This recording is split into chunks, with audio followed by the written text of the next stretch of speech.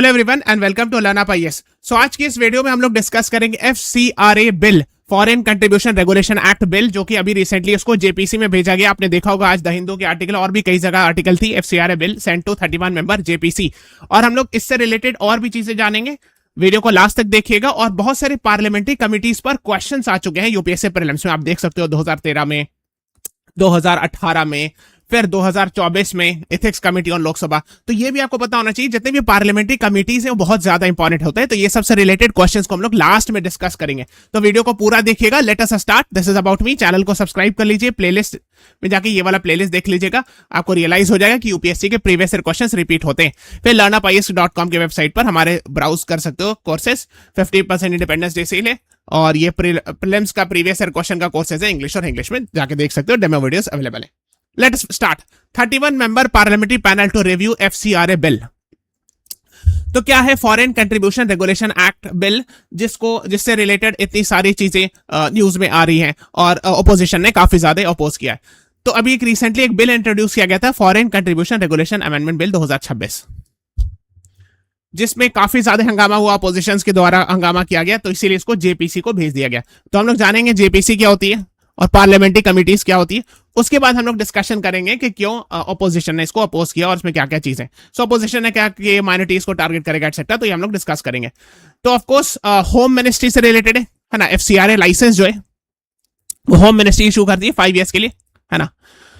तो minister of state for home है mister Nityanand राय। उन्होंने एक्चुअली प्लेस किया पार्लियामेंट के सामने। आप देख सकते हो ये है minister of state for home affairs. इन्होंने पेश किया ये बिल। ओके। और आपको पता है ज्वाइंट पार्लियामेंट्री कमेटी है, इसमें 31 मेंबर्स हैं। 21 लोकसभा से होंगे और 10 राज्यसभा से। तो जो लोकसभा के एमपीस हैं वो स्पीकर चूज करके बताएंगे, है ना, नॉमिनेट करेंगे। और राज्यसभा के जो 10 एमपीस हैं वो चेयरपर्सन जो होते हैं, वाइस प्रेसिडेंट होते हैं, मिस्टर सीपी राधाकृष्णन, वो उनको अपॉइंट करेंगे। ठीक है, सो ये आपको पता होना चाहिए। अब हम जानते हैं थोड़ा सा पार्लियामेंट्री कमेटीज के बारे में। उसके बाद हम लोग एफसीआरए बिल के बारे में डिस्कशन करेंगे, इसलिए वीडियो को लास्ट तक देखिएगा। लिस्ट ऑफ पार्लियामेंट्री कमेटीज आप जानते हो, 2 तरह की पार्लियामेंट्री कमेटी होती है। एक को कहते हैं एड हॉक, जिसको आप टेम्परेरी कहेंगे। एक है फुल फ्लेज, जिसको हम स्टैंडिंग कमेटी कहते हैं। ठीक है, तो स्टैंडिंग कमेटी 3 तरह की होती है, फाइनेंशियल रिलेटेड, डिपार्टमेंट रिलेटेड या अदर स्टैंडिंग कमेटी। तो इसमें आता है जैसे फाइनेंशियल रिलेटेड हो गया, public account committee, estimate committee, public undertaking committee. ये सबसे क्वेश्चन आ चुके हैं पहले। ठीक है, इससे क्वेश्चन आया था 2013 वगैरह में, है ना। एस्टिमेट्स कमेटी में भी क्वेश्चन आ चुके हैं कई बार। ठीक है, सिमिलरली जो एड हॉक कमिटीज में एक होता है जेपीसी, जो हम लोग अभी डिस्कस कर रहे हैं। एड हॉक कमेटी यानी टेम्पररी कमेटी। तो आप देख सकते हो ज्वाइंट पार्लियामेंट्री कमेटी एक टेम्पररी कमेटी होती है, जो सिर्फ उस पर्पस के लिए बनाई जाती है। अगर वो पर्पस अचीव हो गया तो फिर उसको डिसॉल्व कर दिया जाता है ना। और जनरली क्या होता है कि लोकसभा राज्यसभा से मेंबर्स होते हैं। जनरली लोकसभा में डबल मेंबर्स होते हैं एज कंपेयर टू राज्यसभा। ठीक है, जैसे अगर 31 मेंबर्स अभी बनाया गया तो रफली है ना 21 लोकसभा से 10 राज्यसभा से, है ना। यही होता है, 2:1 का जनरली रेशियो होता है। और ये टेम्पररी होता है। इसको जब इसकी रिपोर्ट सबमिट हो जाती है उसको डिसॉल्व कर लिया जाता है। आपने देखा होगा बोफोर्स में अरशद मेहता, केतन पारिक स्कैम, बहुत सारे स्कैम्स में पास्ट में बहुत सारे 2G स्पेक्ट्रम घोटाला हुआ का एलिगेशन था, personal data protection bill, one nation one election. और अभी रिसेंटली एफसीआरए पर जेपीसी बनाई गई है। वक्फ पर भी जेपीसी बनाई गई थी उस टाइम पे। ठीक है, अब हम लोग जानते हैं। अच्छा, आपको फाइंड आउट करना है जब ये जेपीसी बन जाएगी तो इसकी चेयरपर्सन का नाम आपको नीचे कमेंट सेक्शन में लिखना है कि इसके जेपीसी ज्वाइंट पार्लियामेंट्री कमेटी के चेयरपर्सन कौन है, ये आप कमेंट में लिखिएगा। अब लोग जानते हैं कि एफसीआरए बिल क्या है। देखो होता क्या है, एक लॉ है इंडिया में, फॉरेन कंट्रीब्यूशन रेगुलेशन एक्ट। अगर आपको एक एनजीओ चला रहे हो या आप फॉरेन से फंडिंग मंगवा रहे हो तो आपको एक लाइसेंस लेना होता है होम मिनिस्ट्री से। तो पहले उसमें कोई लिमिट नहीं था, लेकिन अब जो लिमिट है कि 5 ईयर्स के बाद आपको फिर से रेन्यू कराना होता है एफसीआरए लाइसेंस।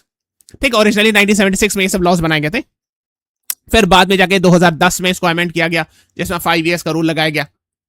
ठीक है, उसके बाद 2020 में भी बहुत सारे अमेंडमेंट्स किए गए। उसमें बहुत सारी चीज ऐड की गई कि आपको जो है मैंडेटरी कराना होगा, आधार नंबर सबमिट करना होगा, और भी बहुत सारी चीजें हम लोग और डिटेल में डिस्कशन करेंगे। इसके बाद अभी 2026 में बिल लाया गया। और जब ये बिल लाया गया, लोकसभा में इंट्रोड्यूस किया गया, तो 12 अगस्त को इसको जेपीसी में भेज दिया गया। क्या है हम लोग जानेंगे एफसीआरए बिल 2026। और थोड़ा सा हम लोग इसके बाद 2020 वाले अमेंडमेंट बिल को भी डिस्कशन करेंगे। सो लेट्स स्टार्ट 2026 वाले में। अब देखो, FCRA bill introduce a framework for supervision, management, disposal of foreign contribution assets of organisation that cease to have an FCRA certificate. मान लीजिए आपने एनजीओ था और आपने एफसीआरए लाइसेंस लिया 5 साल के लिए, और आपने फॉरेन से फंडिंग मंगवाकर आपने मान लीजिए बिल्डिंग बनाई एनजीओ के लिए या कुछ भी काम किया। लेकिन 5 साल बाद आपका एफसीआरए कैंसिल हो गया। An organisation may cease to have an FCRA certificate if it is cancelled by the government, surrendered by the government और an application for renewal has not been made. ये पीआरएस की website से मैंने निकाला है ना। और इज डिनाइड, यानी कि आपका एफसीआरए लाइसेंस कैंसिल कर दिया गया, या आपने खुद ही सबमिट कर दिया कि अब हमको एफसीआरए लाइसेंस नहीं चाहिए, या आपने खुद अप्लाई नहीं किया रिन्यूअल के लिए, यानी 5 साल के बाद रिन्यू करना होगा आपको, है ना, और हैज नॉट बीन मेड और इज डिनाइड, या आपको गवर्नमेंट ने मना कर दिया, आपने 5 साल बाद रिन्यू के लिए अप्लाई किया और गवर्नमेंट ने इनकार कर दिया देने से, तो उस केस में क्या होगा? The bill creates a designated authority for vesting, supervision, management and disposal of foreign contribution assets in such cases. तो एक designated authority बनाई जाएगी। In case of assets that are a place of worship, the authority must ensure that religious character is maintained. मतलब ये कि अगर मान लीजिए किसी ने फॉरेन फंडिंग को, एनजीओ ने फॉरेन से फंडिंग मंगवा करके चर्च बनवाया, तो चर्च ऐसा नहीं कि चर्च को चेंज कर दिया जाएगा, मॉस्क बना दिया जाएगा, टेंपल बना दिया जाएगा, ये नहीं, उसका जो रिलीजियस कैरेक्टर है वो मेंटेन रहेगा। तीसरी बात ये है कि जो मैक्सिमम पेनाल्टी थी 5 ईयर से रिड्यूस करके 1 ईयर कर दी जाएगी। जो अगर इस लॉ का वायलेशन पे पहले जो होता है ना 5 साल तक की सजा होती थी, अब 1 ही साल तक की सजा होगी। अब देखो क्या लिखा है, the bill provides that cessation of an FCRA, cessation मतलब कैंसिल, अगर एफसीआरए लाइसेंस सर्टिफिकेट नहीं मिला, ये कैंसिल हो गया, implies that organisation have not renewed the FCRA certificate would see their assets created of their funds in the past vested into designated authority. तो कोई भी जो डेजिग्नेटेड अथॉरिटी, अगर किसी एनजीओ है, इसने पहले 5 साल इनिशियल 5 साल में उनको एफसीआरए लाइसेंस मिला, तो उन्होंने बहुत सारे पैसे मंगवाए, उससे कुछ भी चर्च ओपन किया, हॉस्पिटल ओपन किया, या कोई भी ऐसा रिलीजियस इंस्टीट्यूशन ओपन किया, या किसी और भी चीज, तो अगर एफसीआरए लाइसेंस खत्म होने के बाद ये डेजिग्नेटेड अथॉरिटी को ये सब चला जाएगा। रिलेटेड एप्लीकेशन है ना, their assets created out of the foreign funds in the past vested in the designated authority. तो जब मान लीजिए एनजीओ ने फॉरेन फंड से मान लीजिए स्कूल बनाया, तो ये स्कूल जो है वो डेजिग्नेटेड अथॉरिटी को चला जाएगा, इसलिए कि इस एनजीओ का एफसीआरए कैंसिल हो गया या उन्होंने नहीं रिन्यू किया, जो भी व्हाटएवर इट इज।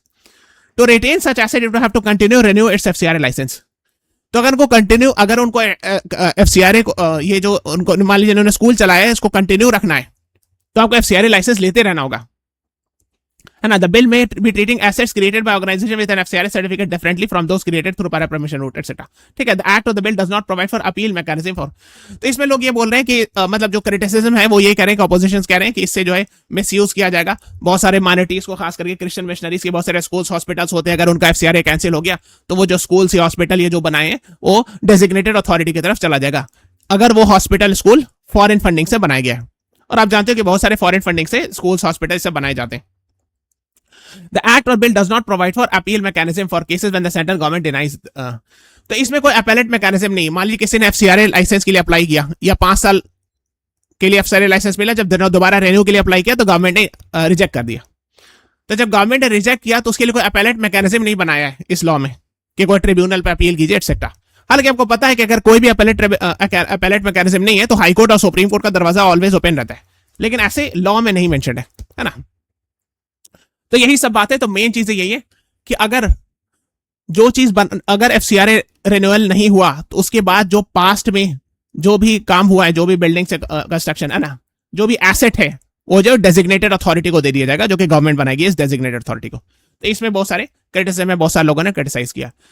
अब हम लोग जानते हैं एफसीआरए, हम लोग बता दिए कि पहले 1976 में भी था, रेगुलेशन वगैरह होता था, लेकिन अब जो है ना 2010 में इसको 5 ईयर्स का लाइसेंस रख दिया गया कि 5 ईयर्स के अंदर आपको दोबारा रिन्यू किया जाएगा लाइसेंस। आपको होम मिनिस्ट्री से परमिशन लाइसेंस लेना होगा, तभी आप जो है फॉरेन से फंडिंग मंगवा सकते हो। तो आपने देखा होगा अपोजिशन ने अपोज किया, उन्होंने कहा कि ये जो है माइनॉरिटीज को के अगेंस्ट है, स्पेशली क्रिश्चियन मिशनरीज, एनजीओस वगैरह बहुत सारे फंड मंगवाते हैं बाहर से। और गवर्नमेंट की ये राय है, आप देख सकते हो minister of state mister Nityanand Rai ji ने कहा कि Modi government will not tolerate any misuse of foreign funds, कि एक्चुअली ये फॉरेन फंड्स जो आया जाता है वो नेशनल इंटरेस्ट के अगेंस्ट है। तो मेन जो रीजन है, जो एफसीआरए लॉ बनाया गया था ओरिजिनली 1976 में भी, वो यही कह के बनाया गया था कि जो भी फॉरेन से फंडिंग मंगवाई जाए वो इंश्योर किया जाए कोई इंडिया के नेशनल इंटरेस्ट के अगेंस्ट नहीं यूज हो। यानी किसी को हॉस्पिटल खोलना है, स्कूल खोलना है तो खोल सकता है, लेकिन ऑफकोर्स इंडिया के नेशनल इंटरेस्ट के अगेंस्ट नहीं होना चाहिए। फिर ये 2026 अमेंडमेंट बिल है ना, आधार मैंडेटरी होना चाहिए ऑफिस बियरर्स के लिए, बिल जो है एनजीओ, ट्रस्ट, सोसाइटी सबके लिए होता है, इंप्लीमेंट होता है ना। If an organisation FCRA cancel, suspend, expire, its foreign fund will be manage by designated authority. तो जो भी फॉरेन फंडेड एसेट्स है, मान ली किसी और स्कूल, किसी ने स्कूल फॉरेन से फंडिंग मंगवा के स्कूल ओपन किया है ना, 5 साल बाद लाइसेंस कैंसिल हो गया, तो ये स्कूल तो फॉरेन फंडिंग से बना हुआ है, तब लाइसेंस कैंसिल हो गया तो ये स्कूल जो डेजिग्नेटेड अथॉरिटी के द्वारा मैनेज किया जाएगा। अब designated authority appointed by the central government, तो गवर्नमेंट जो है, सेंट्रल गवर्नमेंट इस डेजिग्नेटेड अथॉरिटी को बनाएगी, है ना। है ना। तो इस बिल का मेन काम ये मकसद ये कि जो miss use of foreign funds नहीं हो, है ना। सो ये सब लिखा है ना। That's what you should know. अच्छा, 2020 में भी एफसीआरए में अमेंडमेंट हुआ था, जो 1976 में आया, फिर 2010 में अमेंडमेंट हुआ जिसमें 5 ईयर्स वाला रूल लगाया गया कि 5 ईयर्स के बाद दोबारा रिन्यू करना होगा लाइसेंस। फिर 2020 में कुछ अमेंडमेंट्स लाए गए, उसमें कहते हैं पब्लिक सर्वेंट जो है वो फॉरेन फंडिंग नहीं ले सकते। अगर आपने फंड मंगवाया तो एक एनजीओ दूसरे एनजीओ को ट्रांसफर नहीं कर सकती है, एक ऑर्गेनाइजेशन दूसरे ऑर्गेनाइजेशन को नहीं। आधार जरूरी हो, आपको एक एफसीआरए अकाउंट होना चाहिए एसबीआई का, एसबीआई ब्रांच न्यू दिल्ली में, वहीं आप पैसा मंगवा सकते हो। हर जगह नहीं डेजिग्नेटेड एसबीआई का अकाउंट है ना। Maximum expenditure from foreign contribution administrative expense was reduced from 50% 20%, ये सब था। तो आपको एडमिनिस्ट्रेटिव एक्सपेंस में मैक्सिमम 20% खर्चा होना चाहिए, है ना। ऐसा नहीं कि सारा खर्चा मैं एडमिनिस्ट्रेटिव एक्सपेंसेस में निकाल दिया। वो इसलिए कि कई बार यहाँ पर ना करप्शन का खतरा होता है कि एनजीओ में भी बहुत सारे करप्शन होते हैं ना, कि मान लीजिए एनजीओ ने बाहर से पैसा मंगवाया और उन्होंने कहा कि हम स्कूल खोलेंगे, ठीक है, और आधा से ज्यादा पैसे ये दिखा दिए कि मैंने स्कूल खोलने के एडमिनिस्ट्रेटिव एक्सपेंसेस में खत्म हो गया, लेकिन वो कई बार करप्शन का चांस होता है, इसीलिए उसको रिड्यूस किया गया था, है ना। सरेंडर ऑफ सर्टिफिकेट, तो आप सरेंडर भी कर सकते हो कि नहीं अब हमको एफसीआरए लाइसेंस नहीं चाहिए। मान लिया आपने 5 साल के लाइसेंस लिया, 3 साल के बाद आपको जरूरत नहीं है तो आप सरेंडर कर सकते हो, एक्सेट्रा, ये सब लाया गया था, है ना। तो ये सब चीजें थी 2020 के लॉ में। 2026 वाले हम लोग डिस्कस कर लिए, ठीक है। अलग पीवाईक्यूज डिस्कशन करते हैं। हमने बताया था parliamentary standing committee on public account से consist of not more than 25 MPs of Lok Sabha. नहीं, पब्लिक अकाउंट्स कमेटी में 15 लोकसभा के एमपीज होती है, 7 राज्यसभा के, ठीक है। और ये वही सीएजी की रिपोर्ट को ऑडिट करती है ना, मतलब उसी को इंस्पेक्ट करती है ना, आप ये तो जानते होंगे। तो ये गलत है, स्क्रूटनाइजेस रिपोर्ट्स ऑफ गवर्नमेंट, है ना, examines report of CAG. So B is the right answer, ठीक है। दूसरा पूछा गया था कौन सी पार्लियामेंट्री कमेटी है जो सब रूल्स, बाई लॉज एटसेट्रा से रिलेटेड रिपोर्ट्स को एनालाइज करती। अब देखोगे सब rules, committee on subordinate legislation, ये होता है ना। सबऑर्डिनेट लेजिस्लेशन में तो कहते हैं रूल्स को कहते हैं। लेजिस्लेशन मींस जो लॉ बनाया गया पार्लियामेंट के द्वारा। सबऑर्डिनेट लेजिस्लेशन मींस जो रूल्स है, जो उस लॉ के अंदर रूल बनाया जाता है, बाई लॉज, सब रूल्स, वही सबऑर्डिनेट लेजिस्लेशन होता है। B is the right answer, ठीक है। और वैसे भी 2 सिमिलर ऑप्शन में आंसर होने का चांस होता है। Ethics committee, initially it was an ad hoc committee, शुरू में एड हॉक कमेटी थी लोकसभा की, है ना, yes. This committee can not take up any matter which is sub judice, यानी जो कोई मैटर कोर्ट में पेंडिंग है, तो ये तो नॉर्मली होता है, अगर कोर्ट में पेंडिंग मैटर हो तो जनरली पार्लियामेंट को डिस्कशन नहीं करना चाहिए ना, तो सेंस बनता है।